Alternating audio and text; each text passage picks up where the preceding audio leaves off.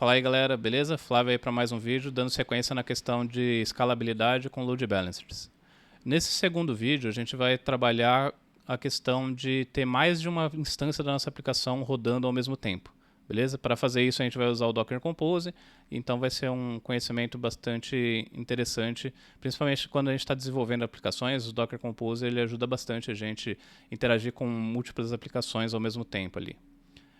Bora lá então.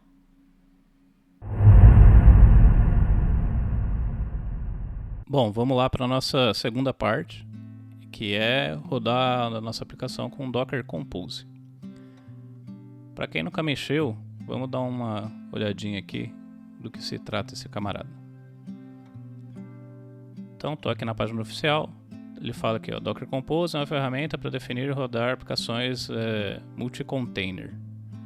Então acho que a palavra-chave, né, a frase-chave aqui, o pedaço importante é rodar aplicações multi-container, ou seja, quando tiver mais de uma aplicação para rodar. Ele facilita muito a nossa vida nesse sentido. Então basicamente o que a gente vai fazer é criar um arquivo, um Dockerfile. Esse arquivo vai ter alguns atributos, né, dentro desses services aqui, que basicamente vai ser como a gente vai especificar a nossa aplicação. A gente sobe com Docker Compose up, aí a nossa aplicação vai estar rodando. Então vamos dar uma olhadinha aqui nessa parte dos atributos, dos services aqui. Então você tem uma lista enorme de vários atributos aqui que você pode definir no seu Docker Compose. Então, alguns deles a gente vai usar aqui, né, como image, environment, network, sports, volumes, enfim, tem vários atributos aqui. Isso aqui basicamente a gente vai estar especificando como, quem e como que vai ser o ambiente, né, o nó, a máquina virtual aí onde vai rodar nossa aplicação. Mas vocês vão ver que é bem simplesinho, olha só, eu vou fazer aqui junto com vocês. Então vamos lá, estou aqui naquela nossa pastinha, só tem aquela nossa API em Go. O que eu vou fazer aqui? Eu vou criar um arquivo então chamado compose.yaml.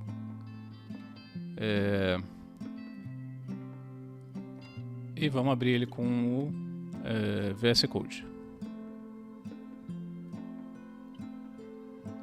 Tá lá nosso arquivo, então vamos começar as definições dos services. Então, como é YAML, tem a questão da indentação, tem que estar certinha, né? Aqui a gente vai colocar, declarar os nossos serviços. Por enquanto a gente tem só né? Só uma aplicação, que é a nossa API. Então a gente fala o nome desse container que vai aparecer ali no console pra gente. Eu vou chamar de API ou é app mesmo, velho. E a gente vai falar qual que é a imagem desse container, né? Pra gente usar o Docker Compose, nossa aplicação vai ter que estar containerizada. Eu vou dar o nome aqui da imagem de GoApp, mas a gente não criou essa imagem ainda, a gente vai criar ela. Aí, em ambiente, a gente vai falar aquela nossa variável de ambiente que controla a porta que o servidor vai estar rodando. Que a gente, se vocês lembram, a gente chamou de server port lá no outro vídeo.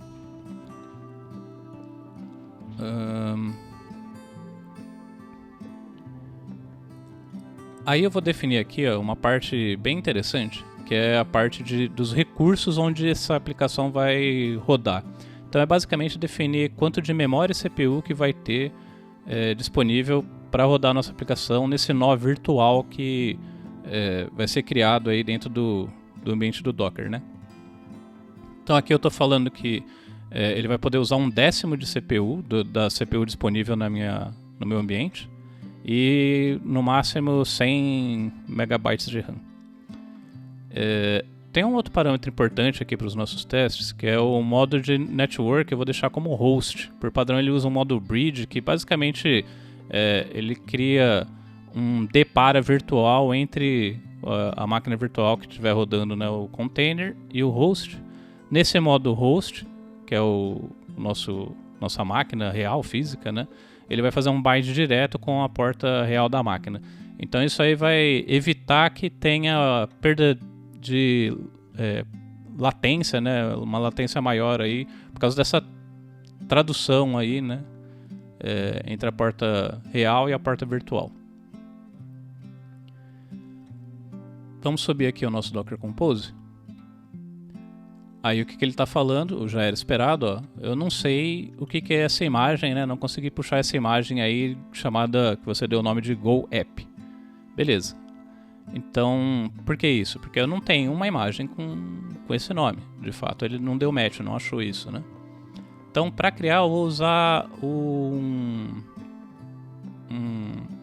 package build aqui, eu vou usar o pack.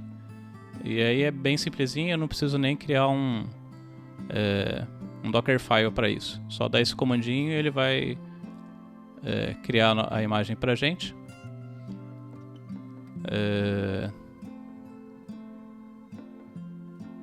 Tá lá, criou a imagem chamada GoApp, que é o que eu dei ali no comando do pack. Então se a gente vier agora em Docker Images, ó, já tem uma imagem ali, GoApp. E a versão lá, o tag dela é latest, porque eu não dei nenhum tag específico, né, tipo de versão. Mas beleza. Agora ele então tem isso aí no nosso sistema aí, né, no nosso ambiente virtual. E aí você pode ver que a nossa aplicação está rodando na porta 8080. Porque era o que ficou definido lá no Dockerfile, né? A gente especificou a porta 8080. Muito bem, muito bem. Então, nosso ambiente do Docker Compose já está funcionando na porta 8080. Agora, o que a gente consegue fazer? A gente consegue customizar um pouco as coisas, né? Bom, mas primeiro vamos chamar aqui o endpoint, só para ver se está certinho. Beleza, lá. A API foi chamada. Então, aquela nossa mesma API do vídeo anterior está agora rodando no ambiente containerizado através de um arquivo Docker Compose. Muito bem, aí agora começa as coisas legais aqui do Docker Compose. Uma das coisas, né, eu já comentei, é essa parte dos recursos, né? Então a gente consegue controlar como se fosse a capacidade do nosso nó, né? Ele vai ter mais ou menos CPU e memória RAM.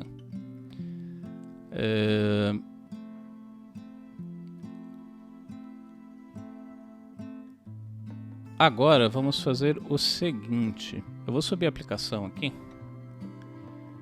E eu vou bater nela através de um utilitário de teste de carga que chama Hey.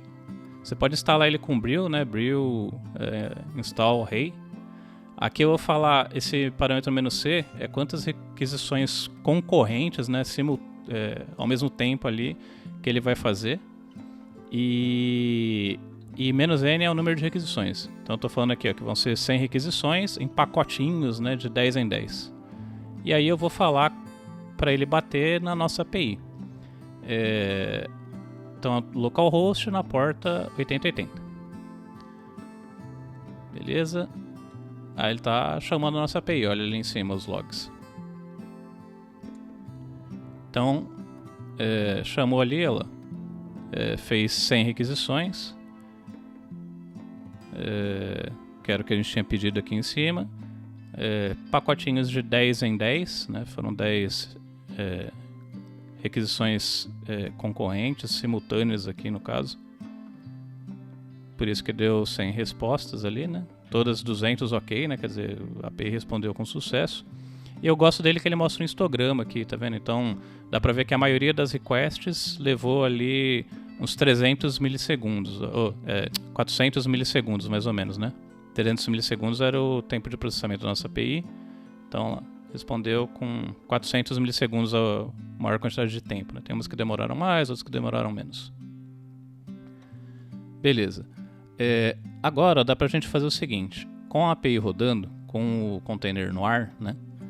a gente pode ver essas estatísticas da nossa aplicação. Lembrando que o nome da aplicação é app, né, que a gente deu ali, ó.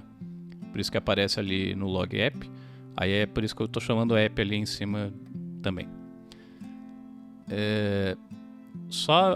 A visualização ficou meio ruim aqui. Deixa eu só dar uma esticadinha aqui no console.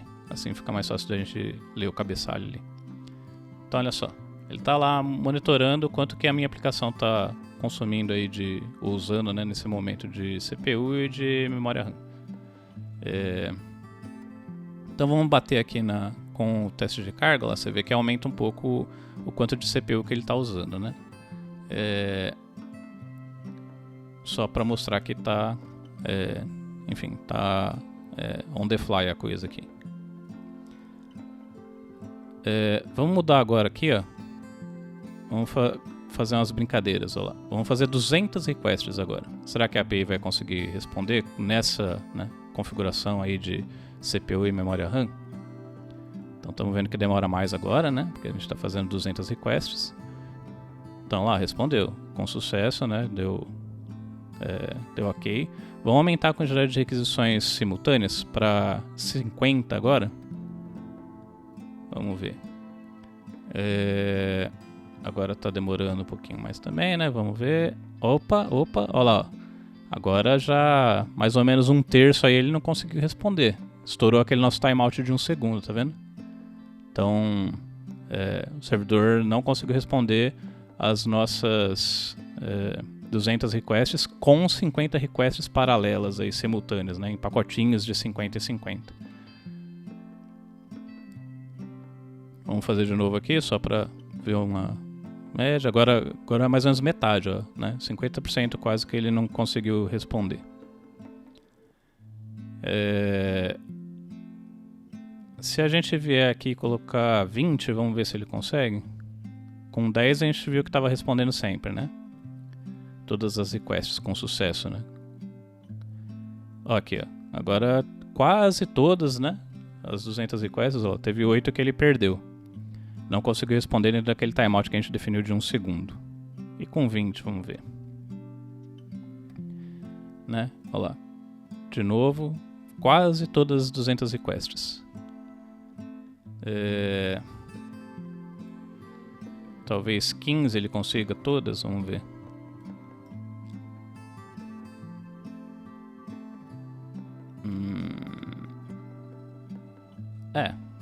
Conseguiu aqui, né? Não conseguiu responder todas, mas ele nem logou as que não respondeu, né? Perdeu algumas, inclusive, né? Bom, o fato é, se a gente colocar tipo 50 requests paralelas ali, ele vai perder boa parte delas, né? Vamos mostrar de novo aqui. Olha lá, mais ou menos 1/3 ali das requests, né? Ele perdeu, não conseguiu responder. A gente chamar de novo. Vocês vê que esse valor varia, né?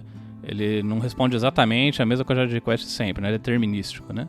Mas aí gira em torno, né, para essa configuração de nós ali que a gente tem, CPU e memória ali, né, com esse processamento ali, nossa API tá mais ou menos 1/3 tá perdendo, né? Mais ou menos 1/3. Agora, lá, vamos fazer o seguinte. Vamos fazer o que é chamado de escalonamento vertical. Então é aumentar a capacidade da máquina onde a nossa aplicação está rodando. Então olha só, a gente viu que memória não é o problema, né? O Go estava usando ali bem pouquinho de memória, não chegava a 5% de memória RAM. Vamos aumentar a capacidade de processamento. Ao invés de usar aquele valor lá, eu estou fazendo 10 vezes mais, né, de CPU. Ele pode usar 10 vezes mais de CPU. Acho que antes a gente tinha colocado usando 1/100º da capacidade da minha máquina, agora vai usar 1/10. Opa, olha lá, agora já consigo responder as 200, mesmo com 50 requests paralelas, tá vendo? Vamos fazer de novo, mesma coisa. Mais uma vez, olha lá. Então quer dizer, aumentei um pouco a capacidade de processamento e aí a nossa API já conseguiu responder. Olha que interessante, né? Então isso aí é chamado de escalonamento vertical, que é aumentar a capacidade do nó onde a nossa aplicação está rodando, né? E por que isso? Porque a nossa API está batendo em limite de processamento, é chamado de CPU bound. Quando você está batendo em limite de I/O bound, né, que fala, por exemplo, de chamadas de rede, latência de rede, escrita em disco, essas coisas, aí o problema é I/O bound. Aí você tem que pegar, por exemplo, um disco mais performático. No nosso caso aqui é só a questão de processamento mesmo, né? Então por isso que só aumentar a capacidade do processador já ajudou, né, em termos de escalabilidade. Agora vamos fazer uma brincadeira aqui interessante também, ó. A gente vai basicamente duplicar aqui a nossa aplicação aqui, né? Então vou rodar, antes estava rodando uma instância da aplicação. Aí agora a gente vai rodar mais de uma instância. Então, primeira coisa, eu vou trocar os nomes aqui, ó. Porque eles precisam ser diferentes, né? As instâncias precisam ter nomes diferentes. Então vou chamar aqui de app1 e app2. A imagem vai ser a mesma. A porta a gente vai trocar. Eles não vão poder estar rodando a mesma porta, né? Então um vai estar rodando na porta 8080, outro na porta 8081. A questão, eu não vou escalar verticalmente. Então o processador, memória eu não vou mexer. O que eu estou fazendo agora é o que a gente chama de escalonamento horizontal. O que é escalonamento horizontal? Eu não estou aumentando a capacidade de processamento da máquina. Eu estou aumentando a quantidade de instâncias da minha aplicação. Vamos só fazer o seguinte, ó, no Docker Compose tem esse atalhozinho aqui, ó, que é uma referência. Então quando eu ponho assim, ó, eu estou meio que copiando essa configuração e aí eu posso replicar ela para as outras instâncias. Para que serve isso? Aí eu replico dessa forma aqui, com esses dois sinalzinhos de menor, menor. Como se eu estivesse injetando, a forma que eu leio isso, né? Como se eu estivesse injetando aquela configuração da instância app1 aqui na instância app2. E aí por que isso é legal? Para que serve isso? Ele serve para a gente não precisar repetir atributos, chave e valor ali que são iguais, né? Tem aquele conceito de dry em programação, né? Don't repeat yourself. Então aqui a gente está usando isso, né? Então a gente só vai declarar o que for diferente entre a instância do app1 e a instância do app2. E o que é diferente é só o nome do container e a porta. Vamos, agora que a gente já tem fica bem mais reduzido ali, fica melhor para ler e tudo mais, vamos colocar mais uma instância. Então a gente vai ter 3 instâncias da nossa aplicação. Aí a gente só precisa mudar aqui esses valores aqui, né? Onde está 2, vamos mudar para 3. E a porta aqui, vamos rodar na 8082. Vamos fazer o seguinte, ó, como é app 1, 2, 3, vamos colocar para rodar nas portas 80, 81, 82 e 83. Só para ficar mais fácil da gente associar, né? Que o app1 está na porta final 1, app2 na porta final 2, app3 na porta final 3. Então, lá. Agora a gente vai rodar 3 instâncias da nossa aplicação com Docker Compose. Dá um Docker Compose app, dá para ver ali que tem 3 instâncias agora rodando, cada um na sua porta ali, né? Então, vamos chamar aqui a nossa API em cada uma dessas instâncias. Então, tenho 3 instâncias da aplicação. Eu vou usar o array aqui, o nosso teste de carga aqui, para chamar cada uma delas. Ó. Então vamos chamar na porta 8081. Olha lá o console ali só logando que tá batendo no app1, né? E aí lembrando, né, que com 50 requests paralelas ele perdia mais ou menos 1/3, né? Aí agora na segunda instância, ó, porta 8082. Então logou ali, mais ou menos o mesmo comportamento, né? Perdendo 1/3, metade ali. E agora na instância 3, porta 8083. Então logou ali, ó, tá batendo no app3 e também mais ou menos o mesmo comportamento, né? Ele perdeu aí 1/3 das requests.